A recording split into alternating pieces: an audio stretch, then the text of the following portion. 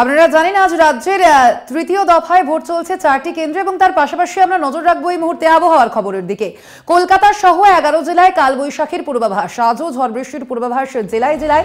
আগামী 48 ঘন্টায় ঝড় বৃষ্টির সতর্কতা জারি। এ বিষয়ে আমরা আরো বিস্তারিত জানবো। ফোন লাইনে রয়েছেন আমাদের প্রতিনিধি শাশ্বতী রায়। শাশ্বতী, গতকালই স্বস্তির বৃষ্টিতে ভিজেছে বঙ্গের তপ্ত মাটি, এখনো পর্যন্ত কি পূর্বাভাস দেওয়া হচ্ছে হাওয়া অফিস সূত্রে? দেখো, আজও জারি থাকবে বৃষ্টি এবং সেক্ষেত্রে 3 জেলায় ভারী বৃষ্টির সম্ভাবনার কথা জানাচ্ছে আলিপুর আবহাওয়া দপ্তর। পাশাপাশি রাজ্যের 11টি জেলাতে অর্থাৎ দক্ষিণবঙ্গের প্রায় সর্বত্রই ভারী বৃষ্টির পূর্বাভাস জারি থাকছে। সেক্ষেত্রে উত্তরবঙ্গ বাদ পড়ছে না। আজকে ভোটের উত্তাপ যেরকম বজায় রয়েছে উত্তরবঙ্গে, কিন্তু বৃষ্টির সম্ভাবনার কথা জানাচ্ছে আলিপুর আবহাওয়া দপ্তর। সেক্ষেত্রে উত্তরবঙ্গের প্রত্যেক জেলাতেই বৃষ্টিপাত চলবে এবং এই সপ্তাহ জুড়ে লাগাতার বৃষ্টি চলবে রাজ্যের সর্বত্র। ধন্যবাদ। আমরা কথা বললাম আমাদের প্রতিনিধি শাশ্বতী রায় ছিলেন ফোন লাইনে।